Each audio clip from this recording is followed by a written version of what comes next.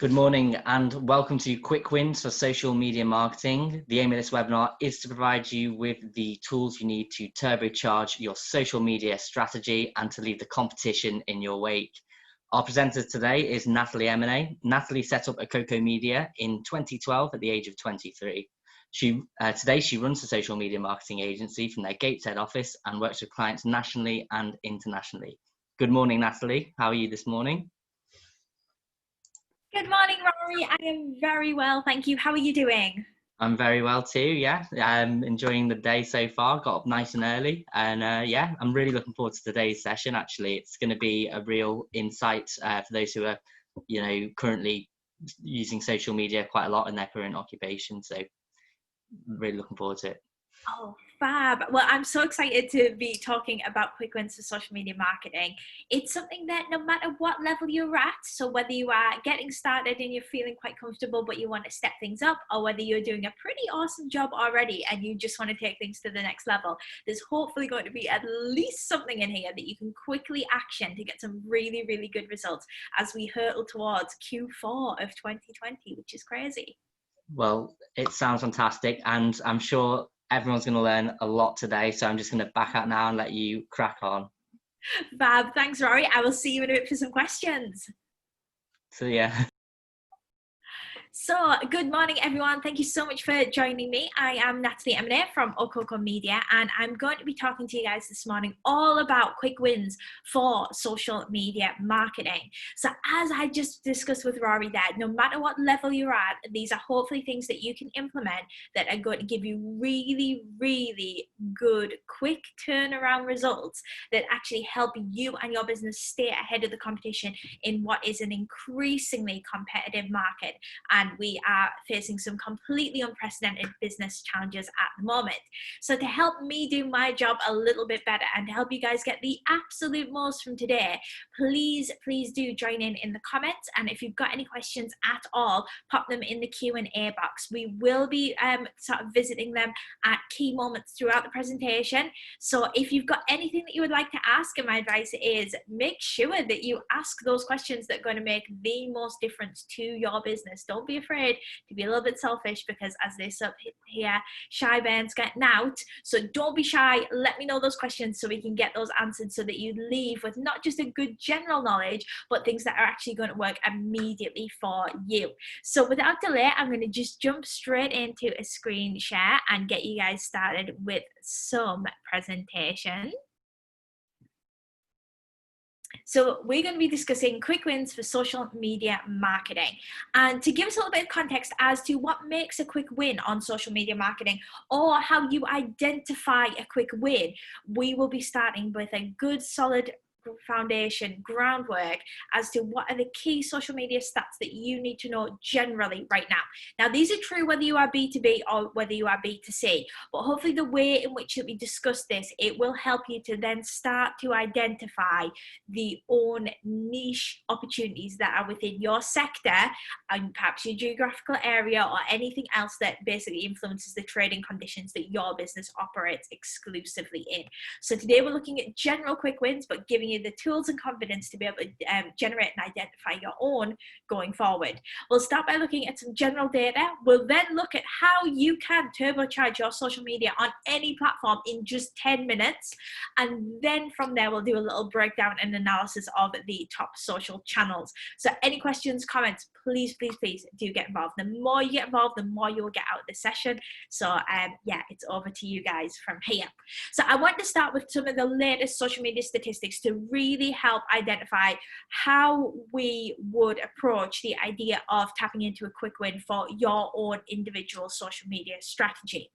And the latest daily active social media user statistics have recently published as 3.5 billion social media users. That is a worldwide statistic, but one of the key bits of data here is when we usually talk about active social media users, we usually by default talk about that from a monthly perspective.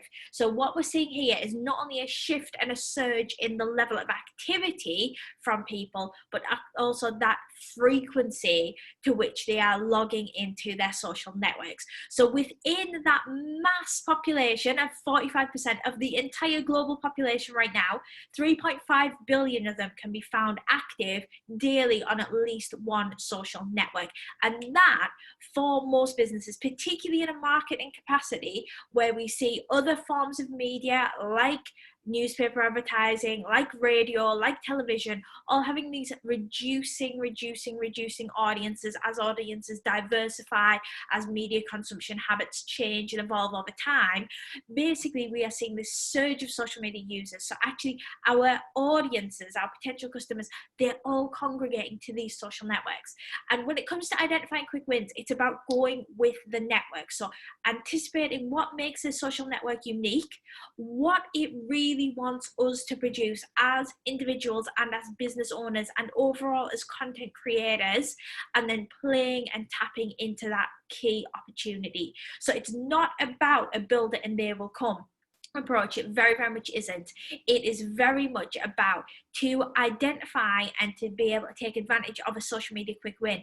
It's all about acknowledging that these audiences are already there and they are massive, and it's about tapping into that user behavior and going, okay, within that 3.5 billion, I might run a really niche product or service, but actually in an audience of that size, there is a whole load of potential customers that I can tap into right now. It's about cutting through and it's about reaching them.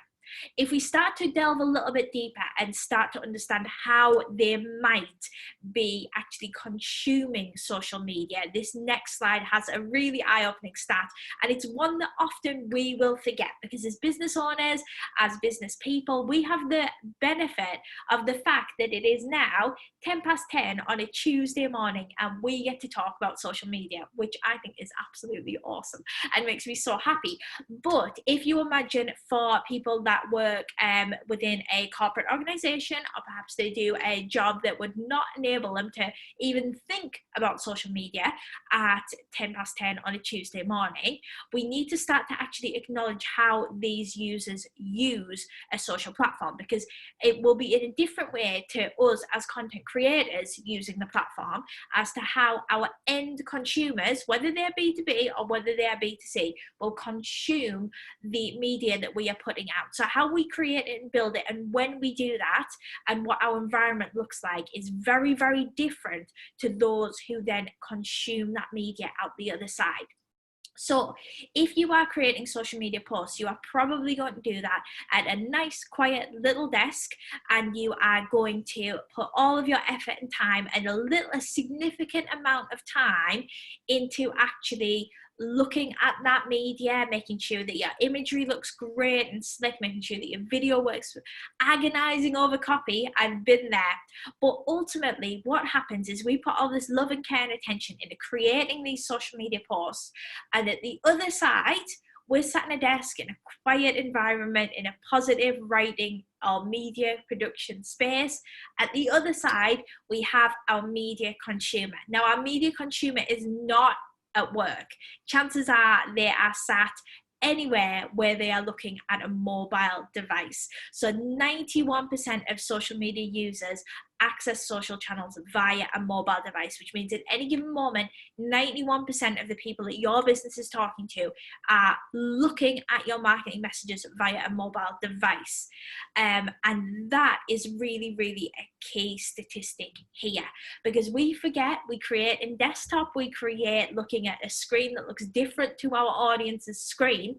And what we really, really need to do is break down that barrier, because if I told you that the average scroll speed on Facebook from an end user, while they are probably scrolling through Facebook and doing something else because they're on a mobile device, so they could be on public transport, they could be in the hairdresser's chair, they could be, and I think the one that we all feel a little bit guilty of, is sat at home on a Friday evening, kind of watching TV with your partner, kind of having a little scroll through your social networks.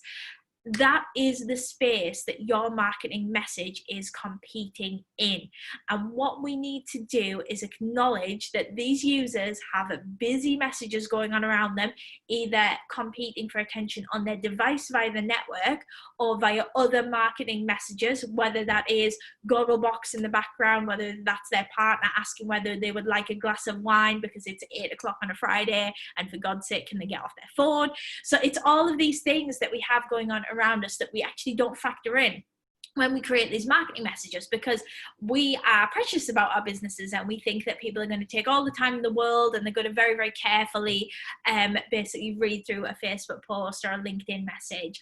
And unfortunately, I'm really sorry, it's just not the case. For anyone that's done this with other print material, where you might agonize over your entire leaflet and then have the horrible realization that people might only look at a few key areas, it is just like this for social media. And unfortunately, the easiest way to still win at social despite this obstacle in your way is to acknowledge it and to just take it as a hurdle. So just appreciate that, okay, we're not marketing into lab conditions, we're marketing into real life conditions, and all we have to do to overcome it is accept that it is a thing, and then it makes it easier. Because if we know that our audience attention is going to be divided, if we know that our audience is scrolling on Facebook at an average rate of 1.7 seconds, that's 1.7 seconds to clear an entire Facebook screen pass on a mobile device as the average. If we look at LinkedIn, it's a little bit slower, it's 2.2 seconds, but that's still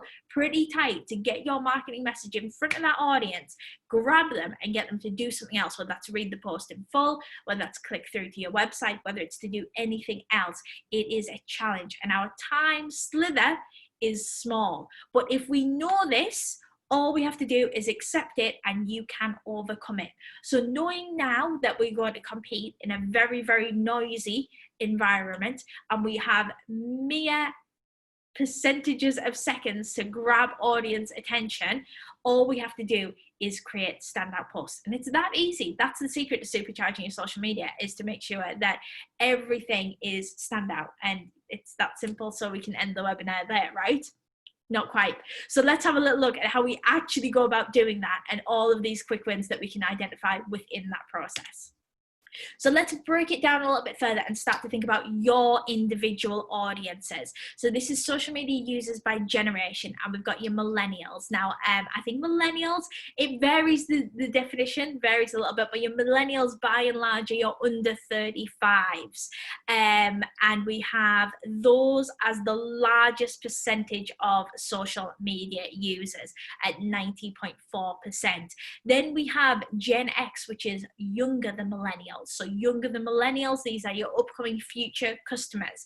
And then we have your baby boomers. So these are older than your millennials, but these are audiences that are going to be opportune for your business depending upon where your product or service sits. And we see huge amounts of user variation. So we can see millennials will be there and very, very active. We've got the Gen X, and then we have got your baby boomers. So it's about tapping into those individual audiences to make sure that you've got the right content for them. So the content that is going to be most important for them based on where your product or service sits within the overall marketplace. So once we've had a little look at your audiences in terms of identifying those opportunities, we need to have a little bit of a think about timescales. So we know that 3.5 billion active daily users log in on social media, but how much time do they actually spend?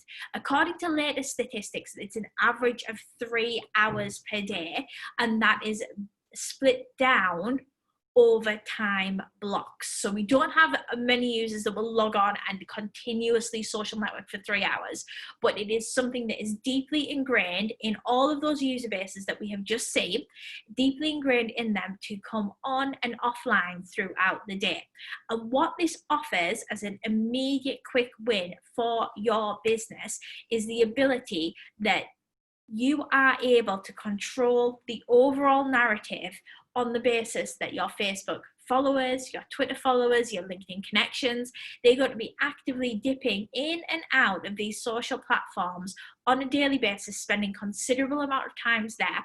Are we doing enough to tell them a continuous story? So actually working on marketing messages that don't just make sense on that day, but join up over time. A lot of businesses will see quick wins as an immediate breakdown of what do we need to sell on what day. And largely that can be true depending upon your business and your sector. But the real quick win is actually taking the time to understand what do we want to sell people today and tomorrow, and to develop your marketing messages around the concept that you're going to be in constant communication with these audiences, and you can reach them daily or multiple times a day depending on the frequency of posting, to be able to take them on a journey with you. And it's all about the marathon, not the sprint. So we'll break that down a little bit further when we look at network by network, but ultimately it's about getting our audiences on board so we're feeding them a long story, one sentence at a time. And by joining up your marketing a little bit better and having your quick wins identified as what do we want to do today and tomorrow, not just that today, it will enable you to always be building for the future, which a lot of social media strategies will fall down on. So we'll see businesses that will run something because it works, and they'll run it and they'll run it and they'll run it and they'll run it, and then one day it just won't work because it just won't hit with that audience anymore. But actually they've got nothing in the pipeline, they've got nothing that they've been working on. So when it comes to quick wins, a lot of taking an immediate impact look is actually appreciating what you are doing today impacts tomorrow, and how we join that up is key to long-term social media success. So the power of social media marketing, and the last sort of stat slide here is always a little bit of a cautionary one. So this is 73% of marketers believe that social media marketing has been somewhat effective or very effective for their business. This is a statistic taken by Buffer in 2019. So it's a relatively recent statistic. I appreciate 2020 has been a little bit of a chaotic year, but ultimately for businesses, we are seeing a lot of competition around the idea of digital marketing as a place where brands can easily reach audiences with significant levels of impact. And that's great because it means that we're going into a proven marketing space, but it's also terrible because it means that where we're going is very, very, very noisy. And because we're going into that noise, again, we are going to have to cut through that clutter. We're not only competing against everything our audiences have going on around them, but we are also competing against everything that other marketing and brands would like to tell that audience. And we're a little bit out of our depth as individual organizations when it comes to marketing, because most social networks will allow organizations to market based on users as three-dimensional human beings. So what that means is we might have someone that we are trying to reach because they are active in the market for a car, and we are a car dealership and we want to market to them and reach them, and that's great. So we can basically use social media to market to reach that person. But that person isn't just in the market for a car. They might also have small children, and they might also have pets, and they might also really love Italian food. And they have all these elements that make up them as an individual, like those examples and dozens, if not hundreds more that make up their complete characteristics.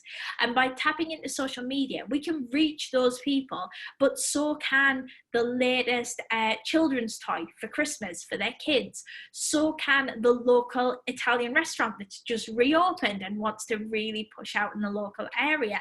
So can other businesses reach that individual user. So we're competing not only against our own sector, but against any other marketing that might be personal to that individual consumer.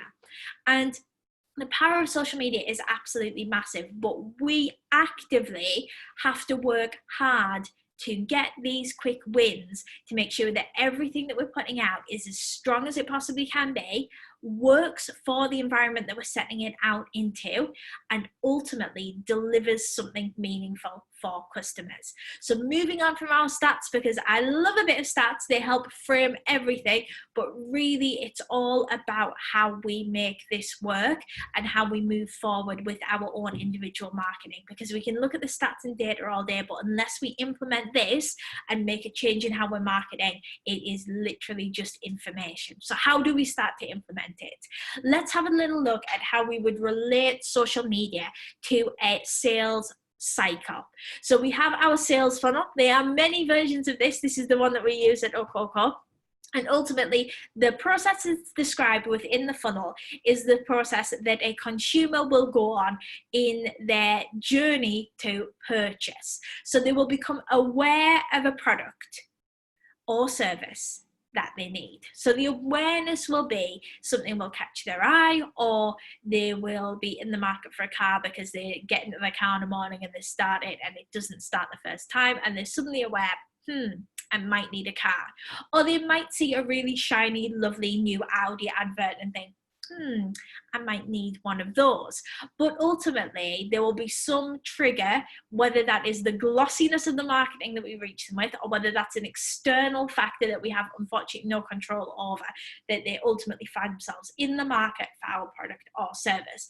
And they discover us through content. From that content discovery, we want to put them into a space where they can interact with our brand. So they go from not just having that one hit message, being made immediately aware of a new car or a new product or a new service or a new restaurant that's opened up near them. So this is about getting the longer term narrative. They're telling the marketing for today and tomorrow at the interaction stage. So actually taking our customers on a bit of a journey and almost completing as much of this sales process as we can through social media marketing. So making sure that anything that we've got in our usual sales process that we might necessarily talk to customers about is actually filtering its way into our social media. So when you first get a call from a new potential customer, or if I get a call from a new potential customer, there's certain things that I actively want to do when I speak to someone from the first time. So I want to find out more about them, and I want to find out what they're interested in, and I want to work hard to build some rapport with them. And it's all of these things that will help form that interaction stage. So the things that we tell our customers that they can then start to interact with. It is so much easier to get engagement from potential customers on a social media post that is in no way a sales post. So actually getting your customers into the conversation with you is not just about getting those sales posts in. It's about actually speaking to them. Imagine that you are face to face in front of a new customer, or you're on the phone to a customer, or you've just met someone at a networking event. You may tell them what you do to make them aware, but you then wouldn't just keep saying what you do. They would probably back away slowly or excuse themselves from the call. So what you might do is you might tell people what you do, and then you might build a little bit of rapport with them. So you might want to give things that demonstrate that you are a fully rounded human being. And this is particularly difficult to do on social media, but there's lots of little tricks that we can do that will elevate your content to quick win status. Like, if we are posting about a team, can we include images of the team? Can we include images of human faces as much as possible on social media to really, really help humanize our offering, whether you are B2B or whether you are B2C? It makes so much more sense to actually encourage users to interact with you on a human level if we are presenting ourselves as human beings and we are matching that with our audiences who are individual humans. So it's about generating that awareness and interaction. We might talk to our customers at that initial conversation stage about things that we understand are important to them. Or we might talk to them about things that they know are important for their industry. So it could be a new bit of legislation that we know all about that we can help them with. And often in these relationships, as we start to develop and speak to people, it becomes a little bit transactional. So ultimately, what we are doing is we are giving value and demonstrating a small amount of value to people. If you imagine, and I think we'd all be guilty of this, anyone who's ever given away a little bit of free advice at a networking event to someone that you just met, met that may or may not be a customer, but actually you want to build a little bit of rapport with them, so you might give them a little bit of just, you know, a top tip for something. It's this type of content that will keep audiences from that top part of the sales funnel, and it will keep them interacted and relevant and interested in your brand, because they are constantly in that almost dialogue. This is like a long conversation that we have with our audiences, one sentence or one post at a time via social media, to really help develop that rapport and feed your sales funnel. So we're not just going for a mass make everyone aware, we're going for a mass make everyone aware and then start to get them invested and involved in our business story. So social media, whatever platform mix you're on, and these are the networks that we're going to be discussing today: Twitter, Facebook, LinkedIn, and Instagram. So if you're on them already, brilliant, we've got a supercharged top tip for all of them. And if you are not, you might want to get started with a nice, easy, quick win following the information that we cover today. So social media will hold your audience at the top part of that sales funnel, generating continuous awareness and interaction. They're very much always at the start of their customer sales journey with you. And then what we want them to do is, when they reach that interest stage, and this is when they're ready to make an inquiry or ready to commit to a purchase, you are at the very top of their mind. It makes it easy for them to progress through the sales funnel and take action. Now, once they have purchased from you, we effectively want social media to facilitate a space where your customers can become brand ambassadors. So these are people who are very, very interested in your product, your service, and your business story. And by keeping them within that sales funnel, they effectively go back to the top until they're next ready to purchase, but they're going to interact and comment and stay in that top part of the sales funnel to really help grow your online audience. So there's huge potential within the social media marketing sales funnel. And if we can start to understand how audiences use networks and what they're looking for, and how this can relate to us as businesses taking customers on a purchase journey through a set sales funnel, the rest of it does start to become a little bit clear. So let's jump in with some immediate quick wins that are going to be suitable for all platforms. For each individual business, it's about getting the social media marketing mix right. So particularly when we talk about things like quick wins, it's about identifying what's going to work best for your audiences and where your audiences are. So looking at your demographic breakdown of audiences, we have got your millennials, we've got your Gen X, and we have got your baby boomers. Understand what networks they're most active on, and then ensure that your business has a strong presence there. And identifying those networks, don't be afraid if there's something that's not quite relevant for your audience, like, for example, TikTok, we get asked about a lot at the office. For most businesses, unless you're marketing to those that are age under 21, it's not really the right space for your product or service. And that's absolutely fine. It's something that you don't have to be on just because it's a network, and it's something that you can always join at any point in the future. But when it comes to quick wins, don't be afraid to concentrate on your social media marketing efforts into key areas to ensure that those areas are working and delivering for you, because that's where your key opportunity lies. Make sure you got that marketing mix correctly, and then start to understand and think about how audiences will actually use those individual platforms, bearing in mind everything else that they have got going on around them. And we've talked a little bit about scroll speed. So in terms of your scroll speed, if we go back to that 1.7 seconds on Facebook, 2.2 seconds on LinkedIn, as audiences are scrolling through, all we are looking to do is get them to stop the scroll. So to stop the scroll is to win at social media marketing. And there's lots of things that we can do immediately to assist with that stop the scroll mentality. So ultimately what we want people to do is see our content that we put out from our business and be so grabbed by it that they are going to take immediate action to find out more. And ultimately we need them to stop that scroll straight away. The easiest way to do that, the quickest and most effective win that you can get, is by ensuring that your business looks good on social. So To do that, if you sell something beautiful, you are blessed. So if you have a beautiful product that you can generate lots of really nice imagery from, that is great. If you can step that up by having humans, either ideally where you can see their faces, but if not, and identify that a human has been there, so something like a coffee cup and a hand, or something like a foot on an office floor, just to identify that human beings are there. We are biologically pre-programmed to respond better to other human beings, and that will really help catch that audience attention and stop that scroll. If, like us, I don't mind telling you, in the office, we are a B2B based business, so we actually don't have any beautiful imagery that represents what we do completely on a day-to-day basis. So it means that in order to really help us grab audience attention, we need some good stock imagery. And for lots of businesses, good stock imagery can be an investment. But it's one of those investments where if you're going to have a stock image on your website and audiences will see it every single day for years to come, that's a great investment.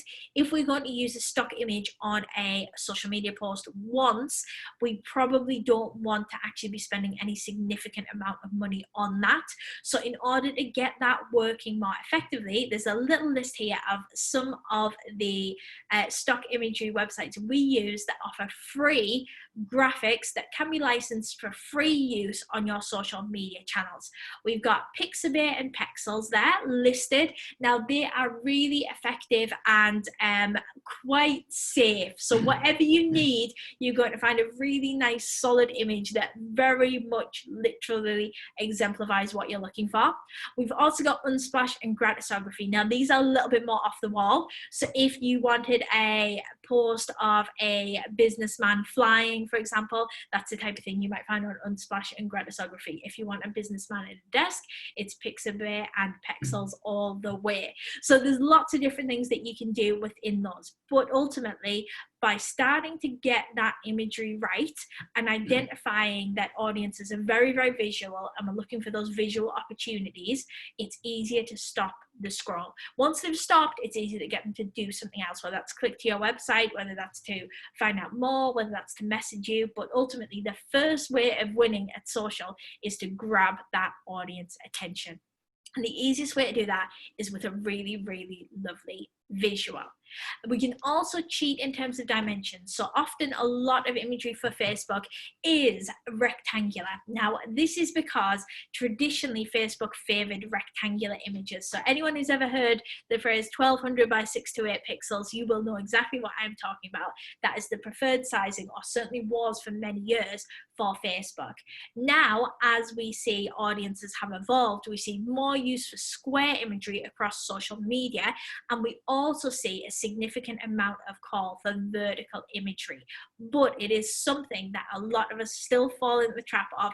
If we are going to photograph something, you get your phone and you hold it horizontally, because that's the way that a TV is or a cinema screen is. But actually, if we can start to make the switch to vertical, even in terms of imagery, we can start to get better visibility in that 1.7 seconds, because our vertical image is simply on the screen for longer. So we get an image that's more compelling and we show it to our audiences for longer. So we're immediately upping the competitiveness of our content against others in our sector. And guess what? Biggest and best visibility on Facebook timelines, or Twitter timelines, or LinkedIn timelines, or Instagram timelines is usually the most effective way to win at social media marketing that drives traffic, audiences, and engagement. If you're ready to step up from that, the key to actually winning at social media in 10 minutes is video. I can't stress it enough. It's something that a lot of presenters will talk about in this series and any other series. I'm sure if you've joined in for anything previously, a lot of people will push for video content. It is not a myth, it's not a fad, and it's not going away anytime soon. So when it comes to social networks, we actually see a huge amount of them favor video content because it keeps their audiences on their platforms longer. So remember that social networks are not just competing within their digital space, they also compete against each other. So Twitter competes for users against Facebook, which competes for users against Instagram, which competes for users against LinkedIn. Our audiences only have X amount of hours in the day, and every social network will want to keep them on that platform for as long as possible. And one of the easiest and most effective ways to actually keep audiences engaged is through video, because video takes longer to consume than an image. An image, even the most detailed, might only take a matter of seconds for an audience to have seen it. But for a video, the video will take however long that the video takes. So video content is still the absolute holy grail of winning at social media. But let's have a little look at how we break that down into video content that we can actually create, and video content that is going to work well on the platforms that we want to put it out on. So the Facebook marketing strapline for 2020 was, in the time it takes you to read this, you could have told your story on mobile video. And what that ultimately means is, in the 15 seconds that Facebook really wants you to read that information, you could have told that story better through video. And Facebook have really taken that ethos and run with it in terms of what content they favorite in the algorithm and what they feel works best for their current audience usage. So again, looking at how people actually use that platform and tapping into it to win, rather than trying to break the mold and do something a little bit differently. So scientifically, I feel very formal saying that, scientifically, it's been proven through clinical research that viewers retain 95% of a message when they watch it in a video, compared to 10% when reading it in text. Now, that's without exception, because there might be some things in there where it's a really compelling bit of text that goes above that 10%, or it could be a really bad video that doesn't have that 95% in there. But by and large, we're looking for tapping into our audience consciousness is better reached and better engaged with if we are presenting information to them in a video format rather than in text. And coming back to the Facebook slogan, in the time it takes you to have read this, you could have told your story in mobile video. Ultimately, that is approximately a call to action for a 15-second video from Facebook.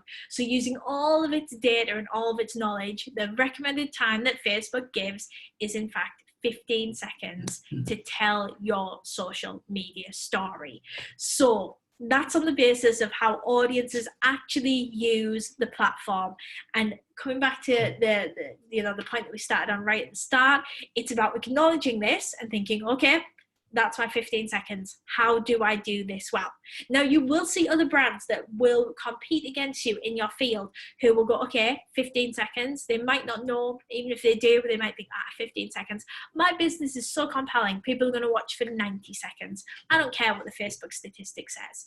But actually, the Facebook statistics represent real usage, and it represents real usage across all platforms and all brands. So Facebook is doing everything it possibly can to keep audiences on the platform for as long as it can, and the best it can manage across the board is 15 seconds, because it's highly linked to audience usage of the app, usage of the network, and attention span. So if we can actually go, right, rather than one 60-second video, for Facebook, in order to best put that content out in the best and most effective way, I'm going to create 4 separate 15-second videos that is tapping into how audiences use the platform. You'll be rewarded in the Facebook algorithm, and it's your first step towards winning at Facebook video marketing. So getting it actually physically right in time duration.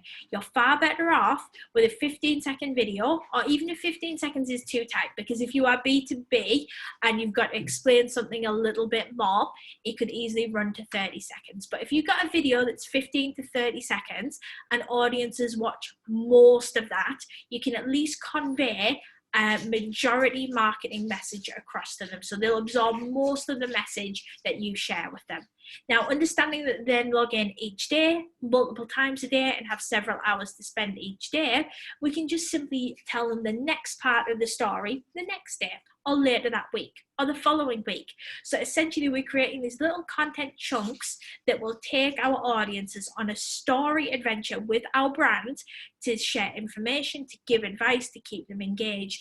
But ultimately, when it comes to winning at social media marketing, it's all about playing by that network's rules. And if you know the rules and you can play the game very, very well, it's going to be successful for you. So video as short as you can. Let's break that down a little bit further. So the secret to successful social media video is delivering it in the right format. So can we make sure that that is vertically? Can we make sure that the time span is 15 to 30 seconds at the most? And can we make sure that it's designed for how people watch? And another curveball from this is that most people on Facebook, if you imagine your own usage of Facebook, or the examples that I looked at right at the start, you might be on public transport, you might be in the hairdresser's chair, you might be casually sneaking a look at your phone whilst watching TV with your partner. Are you watching that video with or without sound? In most instances, particularly for Facebook, though we do see a little bit more diversity for other platforms, particularly for Facebook, most audiences will watch or certainly start watching a video on mute. And what that means is if we can acknowledge that this is going to happen, all we have to do is prepare that content to go out to an audience that may not have the volume on right from the bat. So if you are preparing video on Facebook, what you can do is you can add responsive subtitles. These work in all website browsers apart from Safari. So if you are Mac set up like my office, unfortunately, you're going to have to do this on Chrome. But essentially what you can do is upload your video and then add subtitles to it via Facebook Video Editor. Again, another great win. And these videos are responsive. So if an audience member then puts the volume on, the subtitles go away. And if they leave the video on mute, the subtitles play for the entire duration of the video. It gives you the absolute best of both worlds. If you are competing on other platforms, so Twitter, Instagram, and LinkedIn, if you're uploading natively to those, none of those currently have a social network subtitling facility, but the one that we recommend in the office is Kapwing. It's spelled Kapwing. Kapwing as a great way to get your videos subtitled online. It is very, very easy to use, even for beginners, and your video will be uploaded, have your subtitles added, and then just simply download it again as a subtitled version. It works fantastically well. So social media audiences will hold their phones vertically 94% of the time and 98% of the time on the Facebook mobile app. We're all tempted by horizontal video, but if you can make it vertical, it's going to have maximum impact on Facebook and on LinkedIn. If you are creating video content for Twitter or for Instagram, square is still a really important kind of space, but you can go vertical, horizontal, or square on those platforms. They give you a little bit more breathing space. My advice for Twitter is horizontal still looks absolute best and will give you maximum exposure. If you're creating one size video fits all, square is your best bet across all platforms. If you are playing only on LinkedIn and Facebook, or LinkedIn or Facebook, then vertical is going to give you the biggest opportunity right there. So think vertical, smartphone first, keep it short. 15 seconds is the goal. Hit with a hook, but include your brand. So don't be afraid to mention your brand, but in the days gone by of 3-minute YouTube videos, we've all got very, very used to actually see the video on timelines that will have a lovely image of the brand logo and it'll sort of fade in and some music will play. And that whole thing might take up to 7 seconds, but actually our audiences have already scrolled past. They've already gone in 1.7 seconds. So if we still want to have that logo, there is no problem with including it, but pop it at the end of your video, so your audiences are able to absorb your entire marketing message and then still appreciate your branding at the end. If it's a video where you're simply talking about your product or service, it's really effective to simply mention at the start where you're from, and it will help ease up the pressure to put any branding on the end, or it will complement nicely if you do want to put branding at the end. Make sure you factor in those subtitles and plan. When it comes to video content, there is nothing worse than having to create video in a rush. If you have video content that is going to showcase a product or service that wants to be very, very glossy and high end, you're going to need to have time to prep that.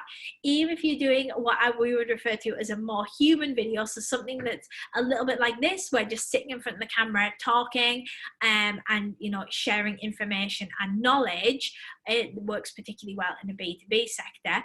Actually giving yourself space and time to create that, and time to do a couple of takes is the most effective thing that you can do.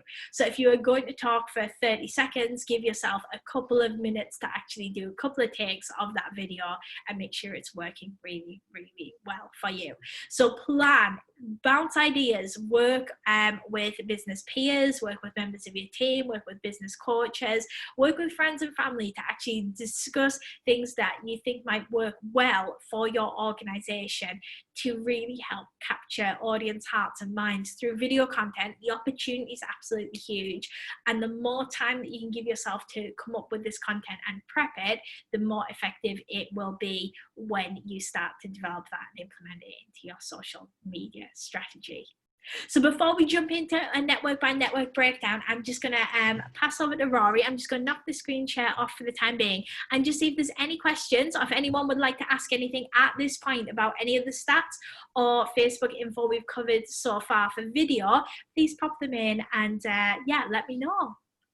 Well, the good news is we do have one question so far, so that's great. And it's from Jonathan, and he's asking, do you put out one message of the 4 each day, or is it better to put one video for a few days and then the next after that for a few days and so on?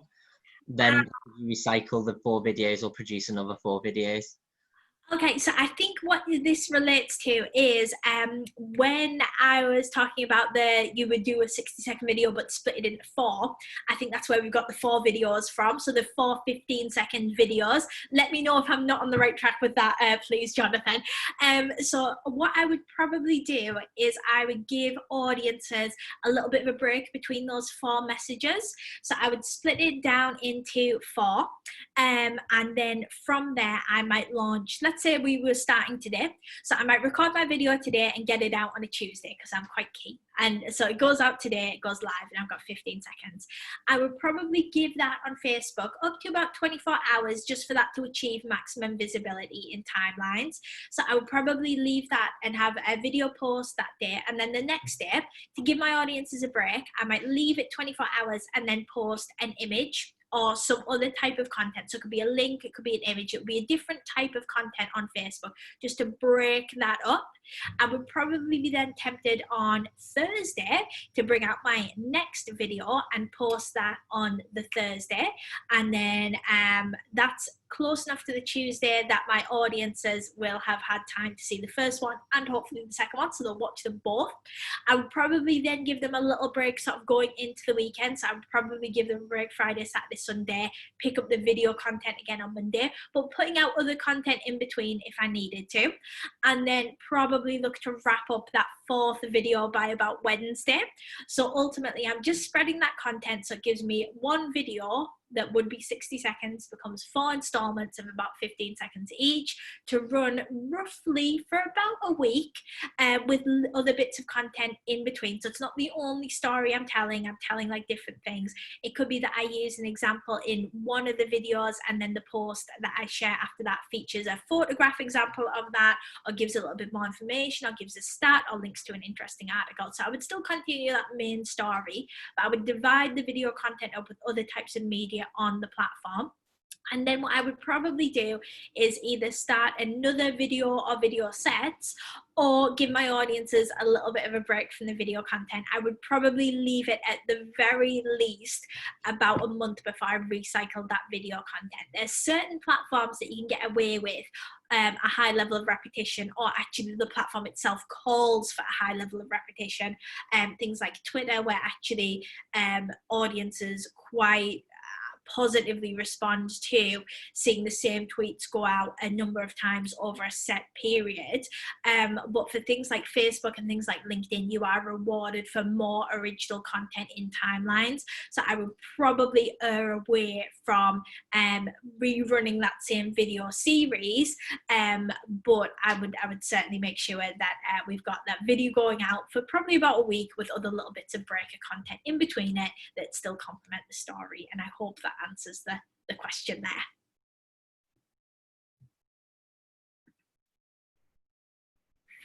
I was on mute there. So we got another question from Elizabeth, which is, I see less videos on LinkedIn. Is video effective on LinkedIn too? Yes, absolutely. So Elizabeth, I also don't see that many videos on LinkedIn, but I really love a LinkedIn video. And I have a little theory on this, and I think it's because we are all quite critical of ourselves very, very often. And I think a LinkedIn video is probably the most personal type of video that you can do. If you think about how businesses are represented on other networks, so like Facebook, where you have a business page and your business page is very established, and you've got that little bit of buffer, because even if it's a you-led business, you have your business page around you. If you think about Twitter, where ultimately all businesses and individuals are equal in terms of the profile things that they can access, you are in a bit of a safer space. But on LinkedIn, historically, LinkedIn's kept companies off to one side, so we are all just sort of kicking about on LinkedIn as ourselves. So you're yourself first, and then your company or business second. And I think that makes us a little bit more vulnerable in terms of putting video out there on LinkedIn. Can often be the most intimidating network of all, and I completely relate, because we do create video at the office that then will go out on personal LinkedIn's, and it's hard to sort of get in the zone to do it. It's hard not to be very, very critical about yourself, even in terms of, oh goodness, I'm pulling a slightly unusual face at the start, do I need to re-record it entirely? But I think there is still, due to this high level of critical approach to ourselves on LinkedIn, and bear in mind, this is critical to ourselves. We don't actually see that many negative comments on LinkedIn videos. And trust me, I've watched some really, really boring LinkedIn videos, but it's never crossed my mind to comment on them in any way. We actually don't see that much negative approach on LinkedIn. So we're critical of ourselves, but actually the reception for videos is quite positive. The opportunity is there because it's a slightly less noisy platform if you can create good video content. And good video content on LinkedIn is very much slightly pressure off, because we are all there in a business capacity. No one's on LinkedIn because they particularly want to be entertained. If you want to watch something that's really entertaining, you might watch some stand-up comedy on Netflix. You're super unlikely to put LinkedIn on and see if there's any business professionals talking. But if you go to LinkedIn and you are looking for advice, guidance, information, actually having videos on that platform that you can tap into offers huge value for audiences. So if you can record for LinkedIn, my advice would certainly be, please do. Don't be too critical on yourself. I think it's a trap that lots of people fall into. It is a relatively safe space because it's a relatively professional space, and a little can go a long way. So actually, because the quality and the volume of content isn't massive for individual video on LinkedIn, actually having video that adds value to your target audience, you can easily quite create a niche and have audiences that will watch one video and then look out for your other videos. I know on my LinkedIn, I certainly have people whose videos that I've watched, and basically anyone in my network, if they produce a video, I will watch it, because I'm a firm believer in lots of business people have lots of great advice to share. But then from there, there's some people that I think, oh, I'd never watch one of their videos again. That's just 3 minutes of my life. But there's ones on there where I think that was an amazing video, and I will thoroughly watch and actively look out for all of their content. So actually, these people have me in their sales funnel. They don't know that I'm there. I'm just there watching their videos, liking their videos. They don't know where that particularly relates to me. But it helps really, really build authority and trust. And it will massively help you grow your social media channels, because often video is a great way to attract new followers as well on LinkedIn. So thoroughly recommend it. It's underutilized at the moment, and I would definitely suggest give it a go. Perfect. We just had one final question here that's just come through from Jonathan, and it's, is LinkedIn only for B2B or also B2C? It's both, I think would be a fair estimation to say on LinkedIn. So on LinkedIn, it is very much, it's almost like an online networking space that would be like a real life networking event that you go to. So we're all there on our best professional behavior, and we all want to be seen to be talking predominantly, at least, about things that are important to us in our business. And everyone's kind of touting around for work, and everyone's kind of touting around to find a better supplier for, you know, that accountant that's not doing great, but they know they need to swap them, but they're not quite ready to just do a Google search about it. So it's all about reaching these individual business people. Now, they all are 3D human beings, so they have business needs and they have consumer needs. So even if you were, for example, on LinkedIn talking about, let's say, interior decorating as an example, so you were talking about your interior decorating business and how that, you know, you can share top tips for how to, you know, renovate a living room. That information would have value, even though that typically would fall in the B2C, business to consumer category. It will have value within that business people space, because at the end of the day, everyone has a home and everyone would like their living room to be a little bit nicer. So I think there's certainly, it's about getting the balance right on there. But certainly there's significant opportunity for you as a business professional, whether you are B2B or B2C, on LinkedIn to work well and to network. Perfect. So that's the end of the questions for this part. Now we are at 11 o'clock. Would you like to run into the next section, or would you like to take a 5-minute break? Let's take a little 5-minute break. So if you do have any questions during the break, just pop them in the Q&A box and we can pick up with questions and then jump into the next section when we come back. But yeah, let's go for 5 minutes. So we'll pick up about 11:05, 11:06, and I will see you guys soon. But please do anything else, just pop in the questions and we will pick that up as soon as we get back. Perfect. Well, we'll see you in 5 minutes. See you in 5.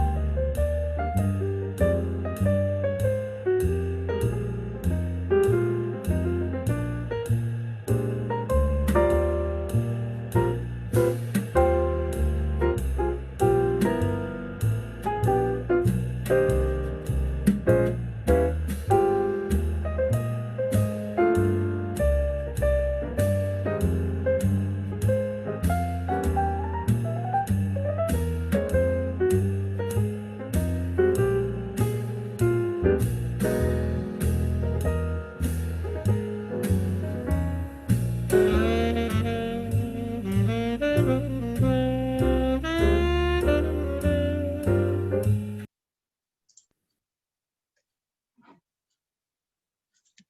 Natalie. Welcome back, everyone. We do have a couple, well, just the one question here. So I'll just ask that straight away. Anna asks, I'm 18 and I run the social media for 2 businesses. Any advice on how I can get in the headspace of my Facebook audience, which are significantly older? Okay, Anna, I feel this. I was 23 when I started my social media marketing business, and one of our first clients was a specialist pension provider. And obviously their audience for that was not 23. So it is one of those ones where you've got to have a lot of time and space to really allow yourself to get to know that audience. You can't research that audience too much. Whatever sector that you're going for, you need to know what a typical customer looks, feels, and sounds like. I would probably recommend, and this is quite an old school activity, but if you've studied any marketing theory, you will have learned about audience personas. So your audience personas are basically people that you build that are entirely fictional, but they fulfill all the stereotypes of what that in this instance typical customer would look like. So what their family structure is, where they live. Ultimately, you are creating this little person, and you can write it down. You can have this in a little book on your desk, or you could have it on a little file on your computer, or keep them in your notes. Name them so they are named. Put if they're married, name their partner. If they've got kids, name their kids. If they've got a pet, name their pet. So you're effectively humanizing this person and starting to put yourself literally in their shoes. I want you to think about what supermarket they shop at, where they buy their clothes, what their clothes look like, what newspaper do they read, and start having a little look at the headlines on that particular paper. You can't go too far with this to really get that audience. And the nice thing is, once you sort of do that research and get that audience established, you don't really have to maintain it. It kind of maintains itself. So you don't have to read necessarily 3 papers every weekend, but just to get yourself in that little headspace as to, okay, who is this person, what do they like? And it could be that they like things that are entirely different to what you like. What references are going to be important to them? So when did they grow up? What's an important reference to them? Is for example, Star Wars an important movie based on where they were when they were young? And just sort of really try and get to understand who these people are in an entirely fictional, over exaggerated characteristic level. And then when you are writing that content, you are not writing it for yourself. You're not writing it for a hypothetical audience. I want you to imagine that you're actually writing it, and that character that you've created that ticks all those marketing persona boxes is going to read it. And if they're going to read it, what are they going to say to their fictional partner, their fictional kids about it? How are they going to interpret that information? And just have that as a real life activity. I know it's a little bit bizarre, and it's one of those, certainly those marketing activities that's a little bit more of a, oh, okay, sort of, but the more you get into it, the easier it is as an activity. And once you've got all that research and understanding under your belt, you can just be like, right, okay, I'm writing a pensions post and it's going out for Fred, and this is how it comes together. And the process just becomes something that's second nature for you. But I would certainly recommend, as you're starting out with new audiences, you can't research them enough. You can't know enough about these people, because they're your customers. They're the most important person in the world to you, and it is your job to know them inside out. Even if it's not someone that you have an immediate family member that fits that demographic, or a neighbor, so you might not necessarily know ideally who you're talking to, but you need to identify who they are, what's important to them, and then work around that. So hopefully that gives you a starting point and a bit of an unusual activity, but trust me, it will massively pay off if you can get your head around that bit. Perfect. Well, and that's the only question we have for now. So I'll let you carry on with the presentation. Thank you. Brilliant. So we will be jumping straight back in, and we're going to have another little look through each individual social network. For each network, we're going to be looking at what makes that platform particularly unique, and how you as a business owner or person within an organization can utilize what's working on that platform to play by their rules to generate some quick wins for your content and your business. So we'll be getting started. I'll jump you back to the slideshow. We'll be getting started with the biggest social network of them all, which is Facebook. So when it comes to Facebook, we see a very general spread of users, and that affords itself some quite unique opportunities. But really the key for Facebook and the top secret opportunity on Facebook is all in the ads. So if you have run Facebook ads in the past, or if you haven't run Facebook ads previously, my quick win pick for Facebook in particular is around advertising and the advertising opportunity. And the reason for this, and I've got a real life example just on the screen here, is that Facebook allows you to target intent. And not all social networks, even if they allow paid advertising, not all social networks allow you to focus on intent. And intent is an absolutely core way to market, because it allows us to get in our audience and potential customers' heads just when they are most receptive to our marketing message. And I'd like to tell you a story, and this is a real life example from my own social network and my own social platforms last year. If you can see at the bottom, there's a very, very tiny, just above the Northern Powerhouse, there's a very, very tiny picture of me in front of the same typewriter that I'm in right now.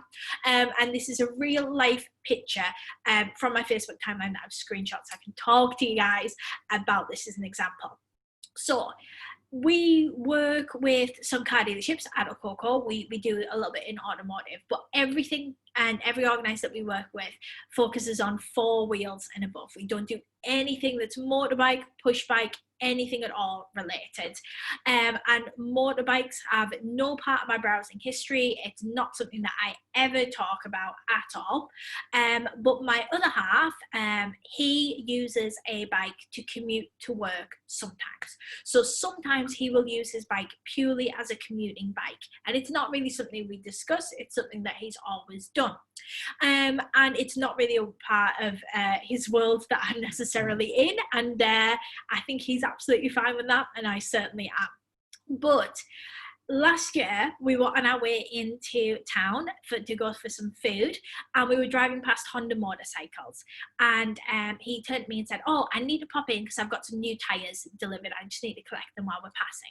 So we pull up and we go into Honda motorcycles, and although it's not unusual for me to go into a car dealership for work, suddenly I've gone into a motorbike dealership for the first time ever. And with me is my mobile phone, just in my bag. But because I have the Facebook app installed and because I use Facebook in my browser, it essentially physically knows that for the first time ever, I've gone into a motorbike dealership. And this is unusual behavior for me. On a Saturday, I've never been there before. So Facebook, with its basic algorithm, is now sort of filtering me into a category where I might potentially be interested in a motorbike, because physically this is the closest I've ever come to buying one. Suddenly I'm in somewhere where I could potentially buy a motorbike, which is highly, highly unusual. Now, while we are in the bike showroom, we are at the bottom, and there's some little stairs that go up, and in the center of the showroom there are 2 matching monkey bikes, which are little sporty motorbikes. And my other half turns to me and he says, "Oh, you should do your CBT, because then we can get matching monkey bikes." And I think, nice try, Peter. I'm not having any more motorbikes in the house. But we collect the tires and then go about our day and go for lunch, head off to Wagamama's, which is much more usual in my location history for Facebook to find me. So what's happened is I've gone for the first time ever somewhere where I could potentially buy a motorbike, which is highly unusual for me. And whilst there, it has been said near my Facebook microphone, so near the microphone on my mobile device, which, because I haven't switched off in settings, is continuously listening to everything that is said near it and running that through the Facebook algorithm. This is an ad that I saw on my timeline just hours after the fact. So ready to ride, but need a license. So it is picked up on the fact that I might be ready to ride because I've gone to a motorbike dealership, but I don't have a license because we discussed doing my CBT while we were there. Buy a Harley before the 30th of June and we'll fund your training and tests. So it's an advert that pops up in my timeline at the right time, because this is, according to all Facebook data and all data, the closest I've ever come to buying a motorbike by simply going somewhere where I could. It overcomes my buying objection. So in terms of the keywords that have been pulled through the Facebook algorithm for the ad and matched up with words said next to my mobile phone, it directly addresses me. And the image features a female rider, which Facebook will know from my demographic information on Facebook that I am female. So it shows me at the right time, where I'm more in the market for a motorbike than I've ever been, with the right message, overcoming my buying objective, and an image that looks just like me and features a person, so I can stop the scroll and go, that could be me.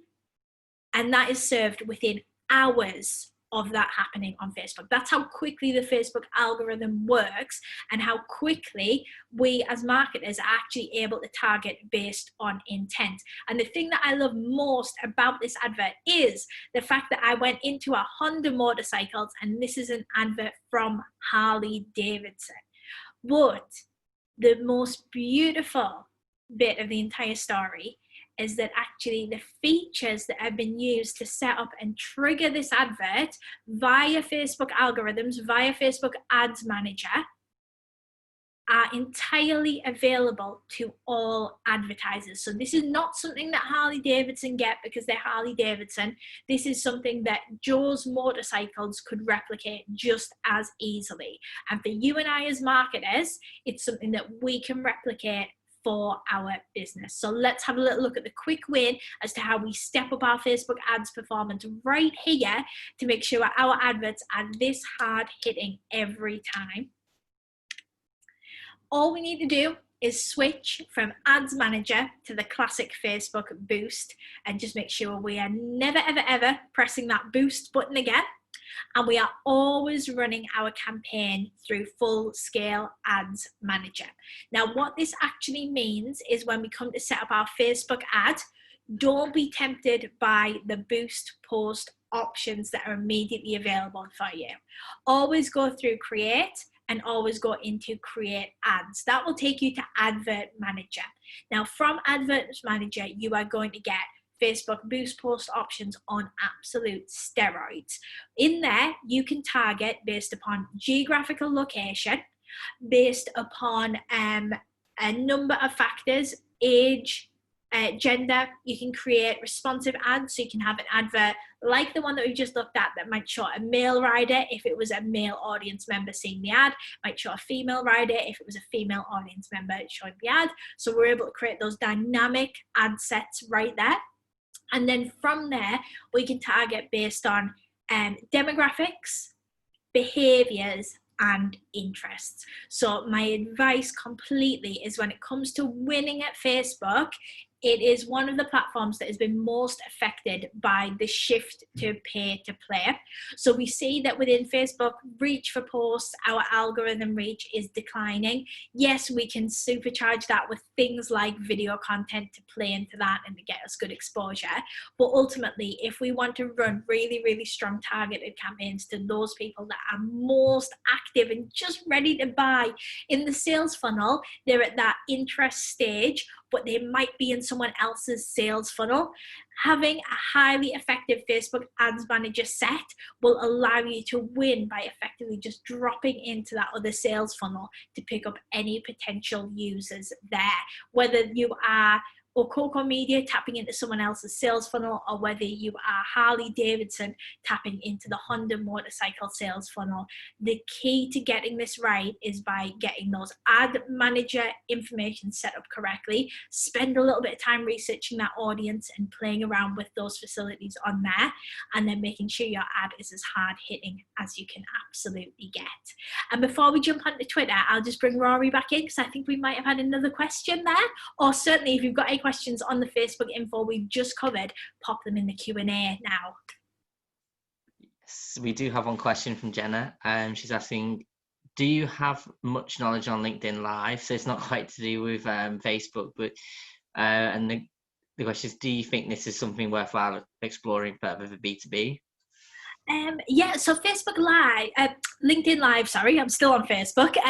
LinkedIn Live it's a newly launched feature by LinkedIn. So at the moment you have to apply for LinkedIn Live and be granted a LinkedIn Live kind of license. So it's not something that profiles automatically have. You have to opt yourself into it. You also have to submit documentation that proves that you are able to go live. So even if you've got a bit of sort of experience, it can be a little bit of a tricky thing to trigger on your LinkedIn.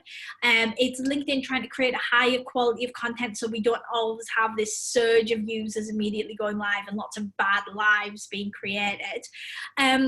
So with that, LinkedIn Live definitely has a key opportunity. It's a little bit like recording a video, except your audiences will get a notification. It is tricky to get that license. I know lots of presenters that aren't able to grant one and that keep putting the applications through. But if you can get it, the opportunity is absolutely massive on LinkedIn Live at the moment. Absolutely. Perfect. And our next question is from Jonathan. How would you find out about your audience? I'm not entirely, you might have to give me a bit more info on this, Jonathan, but I'm going to try and guess as we go along. So what I'm assuming is this is how would you find out how to target a Facebook audience? If you were building an audience in Ads Manager, let me know, give me some sort of indication. I'll be going with this as an example, but let me know. So if you are thinking about your audience, you need to think about all the things that they might have going on to help how to build a persona with greater accuracy. Okay. Right, with that in mind, so to build a persona with greater accuracy, you simply need to do your research. So if you are looking to build your sort of buyer personas, your sort of marketing targeting, you need to actually spend a little bit of time sort of researching those demographics. So start to think about what typically your customers look like, and then basically research for key bits of data in those demographics.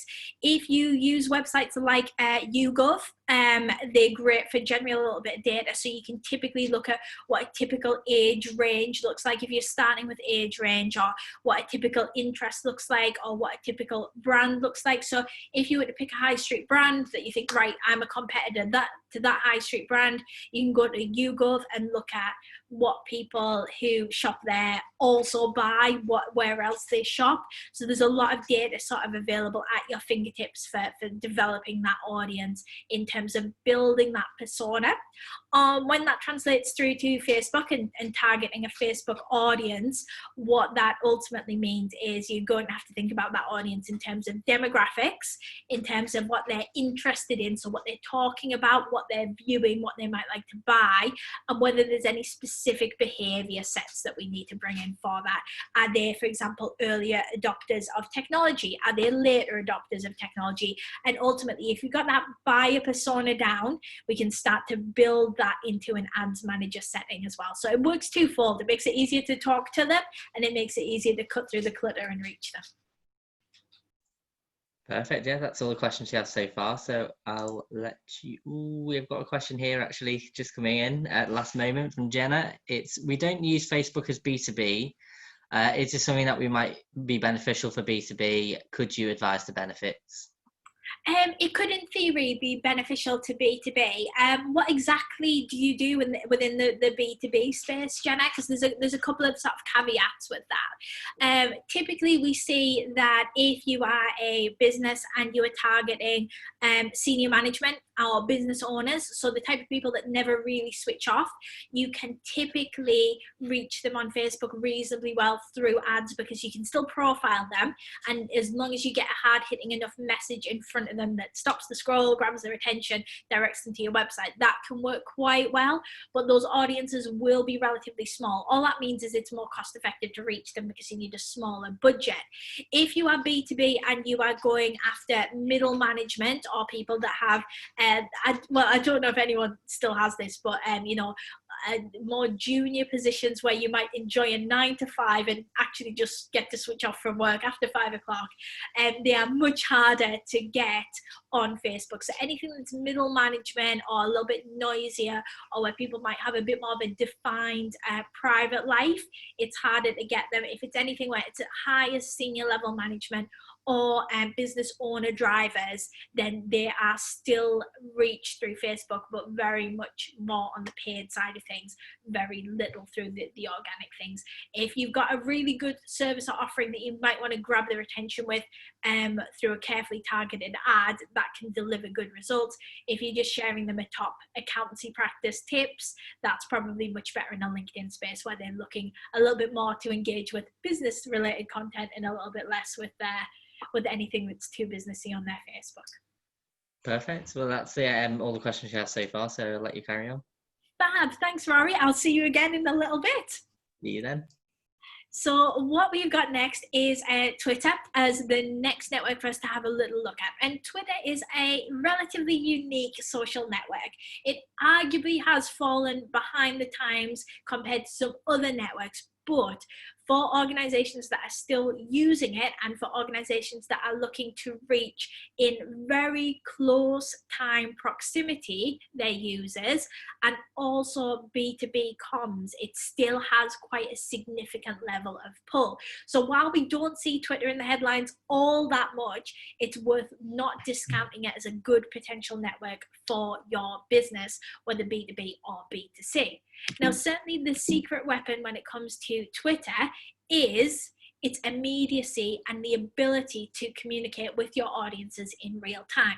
It's what makes it so effective as a customer service tool, and it often makes it so if you are getting poor service or you're not very happy about something, the often go-to is, well, I'm going to tweet them, because then they're going to have to deal with that in real time. So with that in mind, the opportunity as to how that works for a business can lend itself very, very nicely to a little bit of online digital networking. We see a lot of localized networking hours on Twitter where businesses will talk about what they do and what they can offer and look to find new followers locally, and that can work particularly well. But the immediacy of Twitter as a network also helps us create these little points of cohesion with our audiences. And one of our top ways to win at Twitter marketing is to make your marketing more immediate. And it's difficult if you are running and planning a full-scale marketing strategy to ensure that content that goes out each day is very, very, very timely. But our top tool for winning on Twitter in order to achieve that real core timeliness of your posting is through a website that is called Days of the Year. So this is literally just daysoftheyear.com. There's also national days calendars and various other kind of creations that are websites that do pretty much the same thing. But essentially what this website allows you to do is browse day by day as to the top digital trends and days and things that audiences are going to be talking about and speaking about. It's a little bit like if you've ever been on your way to work and you've heard on the radio that it's National Chocolate Brownie Day, and you think, my God, who keeps track of this? The answer is websites like Days of the Year calendar. And what that means is you're able to, I do apologise, it's our fire alarm testing at 11:30 on Tuesdays here at the office. So good to know that the fire alarm is completely working for the building and that we're all safe for yet another week. So coming back to Days of the Year, what this essentially allows you to do is add a sense of timeliness into a social media strategy that is largely planned. So this allows you to look at all of those weird and wonderful days of the year and digital trends that your business might like to talk about on social media on those days. It means that your Twitter posts, though you may schedule and write them in advance, will seem much more relevant to your audiences, helping with the stop the scroll, helping to create that immediate connection, and ultimately help drive traffic to your website and deliver a really effective quick win, because suddenly you are positioning you and your audience in the exact same time frame. So I've got an example here. Just Swap Ideas Day is on the 10th of September. I thought this would be a good one for us to look at because it's something that might relate to most businesses, whether you are B2B or B2C. Are you able to talk about your products, your services, talk about fantastic customer projects you've worked on, actually share a little bit of knowledge and deliver something on your Twitter account on Thursday this week that might actually help drive engagement, catch your audience and capture a little bit of their imagination. It will make your business seem very, very timely. And in a world where we have seen businesses pull back a little bit from that level of immediate communication because the world is so quickly changing, it's something where if we can pick the right mix of days and things and digital trends that we want to talk about, we can very, very effectively build rapport with our audiences and take them on that long-term narrative with us. There's all sorts of weird and wonderful days, so certainly whatever your business, it's well worth a look through. For us, in terms of how we actually practically use that in the office, we will look through it at the beginning of each month for upcoming dates to target for a client throughout the month. So if we have something penciled in for the 27th of September, for example, we probably won't be working on the content just yet, but we have it penciled in so that later in the month we've got that date approaching. It helps add a fresh dynamic to your marketing. And if you are like us and you love a little bit of creativity and getting to think about a post that is slightly outside of the box, allowing you to try new things in a safe and sustainable way, it's a fantastic opportunity to really freshen up that Twitter strategy as you go, and make sure that when it comes to competing on Twitter as a network, you're doing everything that you can to help your business stand out and really cut above the competition there. If you have got any Twitter questions, pop them in the Q&A. We're going to be moving on to the next platform, but I don't think there's anything in, so I won't bring Rory back in just yet. I'll let him keep his feet up for just a moment longer. We'll be looking at Instagram next. So Insta is a highly visual network. It is also a product of the Facebook company. So it is owned and delivered by Facebook. It is very true to the app. And if you are a business on Instagram, one of the key challenges that you may face is delivering good, strong imagery day by day. And hopefully we've already overcome that a little bit by looking at those stock image websites that you can use to actually create strong visuals that help represent your product, your brand, or your service without constantly exhausting your own photography resource. And if you can include humans in that, all the better. So Instagram's secret weapon within this visual matrix is the opportunity to discover new content, and as a business, the opportunity to have your content discovered. So we see a lot of Instagram users going to the platform to look for content that they're interested in, to browse and to discover. Instagram has, for as long as it's been a platform, pioneered the discovery section, so actually helping its users find more accounts that they will like. And one of the key ways that Instagram does this is through the effective use of hashtags. So hashtags do appeal on other networks, particularly Twitter, a little bit on LinkedIn, but one of the absolute core things that we look at on Instagram is hashtags and discoverability thereof.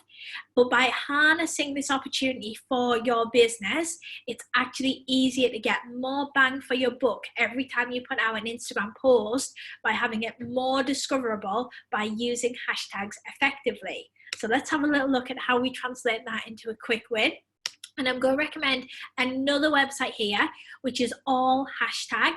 So All Hashtag effectively lets you look up any particular word or phrase and then find corresponding best hashtags for this. So we've got best business hashtags as the example on there, but you can search for literally anything that is an Instagram approved hashtag. So Instagram doesn't allow certain hashtags that might be censored for a variety of reasons, but most words, certainly anything product or service related that any of your fantastic businesses will be delivering, should all be suitable as a hashtag on Instagram. So within that, we're able to look at the top hashtags on Insta. Now this works in a twofold way. It allows you to effectively use these hashtags, if appropriate, to drive better visibility for your Instagram posts, so more people will see them because these are the hashtags that are most regularly used. But it will also help to sustain audiences and allow you to actually network by finding other people talking about the same things that you might like to talk about. There is a Gary Vee, social media strategist, approach to this that he refers to as the $80 rule. So the $80 rule is that 90 times a day, you could go on, look at a hashtag and find content to comment on. Now, 90 comments is really, really steep, but if you could even do 1 or 2 comments on relevant accounts, not competitors, but either someone that complements in the market or someone that might be a potential customer of you, just to genuinely build rapport and start to have conversations, you're going above and beyond what most of your competitors will be doing, which is simply to broadcast marketing messages out.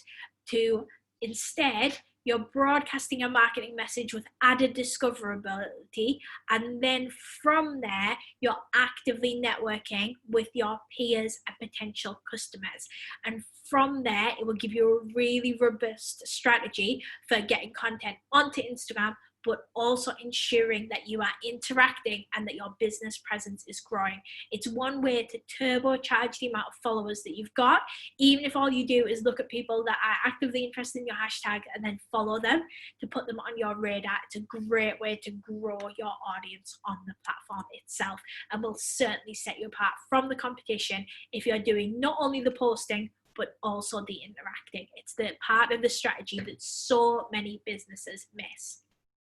And finally, bringing us to LinkedIn. Again, if you've got any Instagram questions, please do pop them in the Q&A. That's a good idea. So yeah, we have got LinkedIn as the next network. Oh, I think we've got Rory joining us. Yes, apologies. We actually don't have any questions at the moment. So, actually, this one just popped in here from Jenna. Some people use lots of hashtags in posts. I've heard it's better to use a smaller number, such as 3 hashtags. How many would you suggest is a good amount? Oh, well, thank you for the question, Jenna. And please don't worry about asking too many questions. It's the more, the better. And there's no such thing as a silly question. So I'm sure a lot of people are wondering the same. For some platforms like LinkedIn, where you are encouraged to use hashtags, they actually prefer a smaller amount. So they recommend like 3 hashtags, for example, on LinkedIn. For Instagram, Instagram will allow up to 30 hashtags. So just because it allows it doesn't mean that that's the optimum number. But if you were to add 31, for example, all that will happen is all those hashtags will literally just stop working. So never ever exceed that 30 hashtag limit. I try and aim for as many as is appropriate to the image. So I never like a hashtag that represents something that isn't directly represented in the image that I'm putting out on Instagram. So if, for example, you had a picture of like a sunrise, you might have hashtags that relate directly to a sunrise, but you might also have hashtags that relate to motivation or like feeling good or positivity. So as long as those hashtags actually relate, so that audiences that are looking to discover that content aren't disappointed by what they find. If, for example, it was hashtag positivity and then it's just a business offer of 30% off, it doesn't really fit the hashtag. But try and keep it so if the hashtags work, you can have as many as you would like on Instagram, up to 30, but I would probably recommend anything about a dozen is probably sufficient. That you're going to get a huge amount of reach, but keep it authentic, like everything. The more relevant and real you can make that presence, the more effective it's going to work. And if it is only 3 hashtags on Instagram, it's better to have the right 3 hashtags than to dilute that, where you're going to get visibility, but it's not going to drive engagement, and it might create a slight disconnect with your audience on there. So I hope that helps with the hashtag info. For LinkedIn, just as we're jumping seamlessly on, I would totally recommend 3 hashtags if you are posting as a business page or even as yourself. We don't see a huge amount of people using hashtags to discover on LinkedIn, but again, it comes back to, if we know the rules of the network and we can play nicely by the rules, they will reward us in the algorithm, and it's a great quick win. So on LinkedIn, because LinkedIn would like us to be using hashtags in moderation, while they might not deliver much yet, by actually having them in, you will get a slightly higher algorithm reach of your posts than you would without them. So yeah, hashtags on LinkedIn even work a little bit, but just use them in moderation. Perfect. There's no more questions at the moment, so you're good to crack on with LinkedIn. Fab. Thanks, Rory. So within LinkedIn, we have got our secret to how the network is used. And what this basically allows you to do is to tell your own individual person or business story. So LinkedIn works in a completely unique way, where we've already sort of hinted upon it in previous sections of this webinar, looking at, on LinkedIn, we are very much our individual selves, and it is very much about taking our connections on a personal journey with us as we travel and navigate the business world and our careers. So we're effectively documenting our business achievements and careers through LinkedIn, and how we represent that with our networks. It is a little bit like Facebook, but from a purely professional sphere. So we see audiences really looking for value and information when they come to LinkedIn. And we are all nosy human beings, so we like to see what everyone else is up to. And it's very, very personal. But by actually acknowledging the power of this on LinkedIn and being able to harness that, and make sure that we are able to tell a strong story that follows on and makes sense, so our audiences, our connections feel with us for the long haul, it will help build better business relationships. So how on earth do we tackle that from a quick win perspective, and what on earth do we need to be doing to put in place to make sure that that's going to work in a highly effective way? So step 1 to getting started with LinkedIn is to simply narrate. So we simply start telling the story. And so many individuals don't actually start telling their business story on LinkedIn. We do see that organizations that have senior management and kind of CEO level with a very, very public facing, even if it's a public facing persona, if you think about the Bill Gates versus Elon Musk, we know relatively little about Bill Gates' private life. We know relatively more about Elon Musk. So decide whether you're going to be a Bill Gates style figure or an Elon Musk style figure. I'd recommend the former, but hey, if you want to tackle the latter, that's entirely up to you. And simply start telling a story. So start talking about things that are relevant to your business achievements, and how you can actually share that information and add value, which we'll come to in just a moment, with your potential audiences on LinkedIn. So actually start talking and start documenting. If you're at a networking event, talk about the networking event. If you have found and read a really good business book, talk about that. So you're literally just documenting your journey to try and build a credible presence for yourself as a business person online. Now, there's certain things that you might not want to talk about. Personally, for me on my LinkedIn, I don't really talk about anything that isn't directly work related. So you'll have your own personal line as to where you want to draw that, and that's absolutely fine. Just pick it, stick with it. You can always adjust it if you feel that the balance isn't quite right, but certainly start talking about things that are business related and will help just add value to other people by talking about what you've got going on through LinkedIn. And once you've got that narration and we're starting to tell your story, we can really focus on the creation of content that adds value.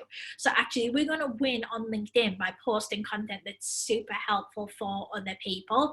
And that's going to be the content that adds value, that triggers that transactional relationship. And then actually, if we're giving people a little bit of information that costs us absolutely nothing to share, I'm not talking about your best business insider tips and things that have taken you decades to sort of learn and perfect. I'm thinking about your absolute beginner top tips. Or if you're looking at that, think about that level of sort of sharing information on LinkedIn. If you can create content that really drives that home, a little bit like we've already hit on in terms of, can you create a video that actually is really, really helpful on LinkedIn for your audience members? That is the way to start to supercharge that LinkedIn strategy. I see so many people on LinkedIn that will set up a LinkedIn profile, they'll never use it, and then they will complain and say, oh, well, I never get anything from LinkedIn. But actually they're missing the whole point, which is it's a space to go on to share information about themselves, to engage with other people's information. So if someone's saying like, oh, I read this great business book, and you think I might give that a try, like that post and say to that person that you might try that book. It will help build that acknowledgement and build that rapport and build your network, which is ultimately the way to win at LinkedIn, through having a really strong personal network around yourself. But the only way that you can develop that and actually create an element of personal brand is to tell that personal brand story. So as we're starting to build into that idea of creating a nice solid narrative and finding your perfect balance as to what is too personal to share and what is an appropriate level. There's lots of people in my network that will share pictures of their family on LinkedIn and talk about great things that they've done at the weekend, and that's absolutely lovely. And then there's plenty of people that certainly wouldn't do that, and that's again absolutely fine on LinkedIn. Think about the types of things that you might talk to work contacts that you don't really know very well, and try and keep it to that level, because LinkedIn is a public platform and anything that you're putting out, you are broadcasting to the world, but it needs to make sense for you as an individual how much you would like to share on there and get that balance right.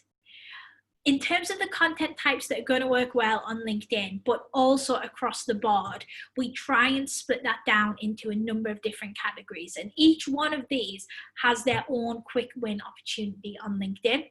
So your aspirational content, this is, if you are B2B, this is your case studies and your absolute ta-da moment. If you are B2C, this is your product or service being used and thoroughly enjoyed by a person. This is that if you buy this, it will change your life moment.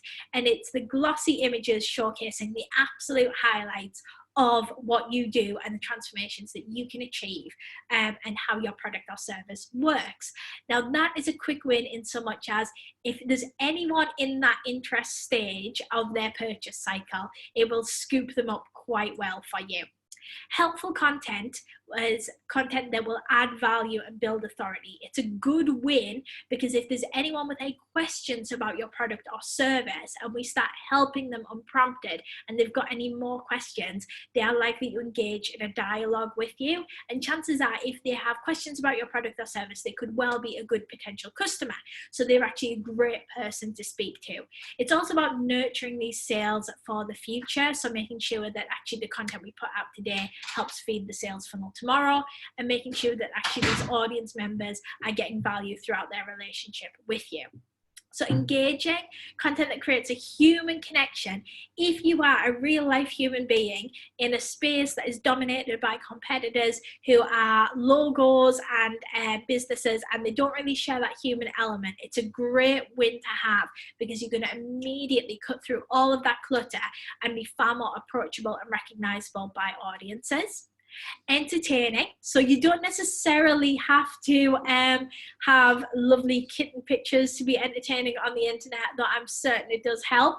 So if you have anything that genuinely makes your audiences feel a little bit more positive from seeing it, it could be a motivational quote, it could be a nice picture of a sunrise, it could be a lovely view out of the window at a networking event, it can be absolutely anything, but content that really does just spread a bit of positivity is a great way to get a good quick quick win on social.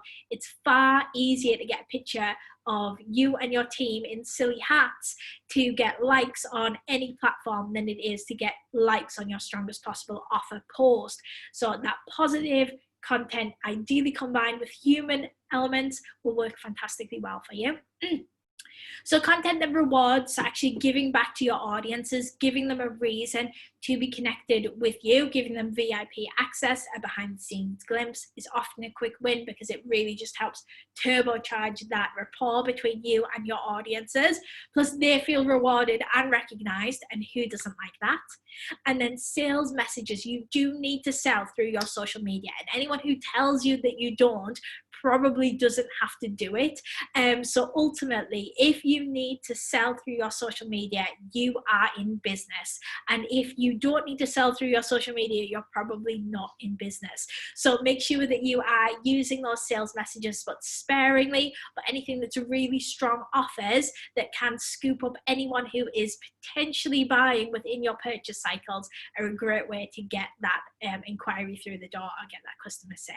So all those types of content balanced together will generate wins from different stages within your sales funnel across multiple platforms, depending upon your own individual marketing mix. So it's all about adding value at each stage as the quickest way to deliver something meaningful for your audience and for you as a business and as an individual. So think about the things that you can provide to really help with that in terms of clarity. Can you provide further information and just really make audiences able to understand things that might be slightly more abstract to them? Can you be the business that takes the time to explain what that new piece of legislation means via social, whether that's video, whether it's a little bit of a text post, to really make that clear to an audience, to win at getting out into that new area of leading the thoughts around that change in legislation? Can you push yourself into that space by adding clarity? Can you provide context? Can you showcase your business knowledge by taking information and providing context as to what that means for your individual connections or potential customers within a certain sector? So we clarify anything that is needed to be explained to an audience, and then we provide information as to exactly what that means to them. Can we use data? Can we share data? Can we be ahead of the curve in terms of actually adopting this voice that talks about our industry and key information that audiences need to really win at being the leading authority online in our particular relevant subject areas? Can we give insights? So can we share information based on our own individual experiences, projects with clients, to again help develop and showcase that ta-da moment of this is who we are, this is what we do, and this is how our products change lives? Can we always add explanation? So can we make sure that our audiences are able to understand and follow us clearly? So we're not just talking in jargon to the next provider in the next office. We are talking to our customers in a way that they can understand and relate to.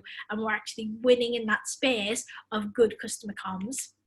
And can we be breaking edge? Can we make sure that any relevant news is the news that we lead with, making sure our social media presence is very, very timely, hitting at the right moments for our audiences and really developing that rapport at every stage? And can we share the best practice? Can we always lead with the absolute ideal and help encourage our customers to understand what really good looks like and how working with us can help them achieve that? It's all about adding value to your networks and getting the content that works for your audience, because if it doesn't work for your audience, it's not going to work for you. So if you're creating content that wins with your audience on whatever platform, it's going to deliver those correct wins for your brand.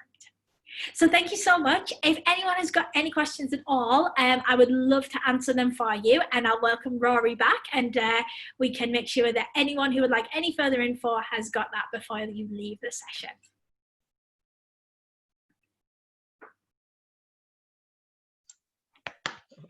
Hi, Natalie, sorry for that. But yes, thank you very much. We do actually have one question that's come in now, and let's have a look what it says. the relevance and immediacy you talked about regarding Twitter, does this work also for Instagram and Facebook too? Instagram and Facebook are algorithm based. So essentially, the biggest part of their algorithm is how popular that post is. So they are less weighted by time than Twitter is. Has a slight feature of algorithm in terms of more popular posts will get better visibility, but largely Twitter is still heavily reliant on chronological order, breaking news, having things talked about in real time. So while relevancy and timescales are important on all networks, it is the highest importance on Twitter and a lesser importance on things like Instagram, Facebook, and LinkedIn. Perfect. I think that's actually all the questions we have now. So I'm going to stop the recording just now, and thank you all for that.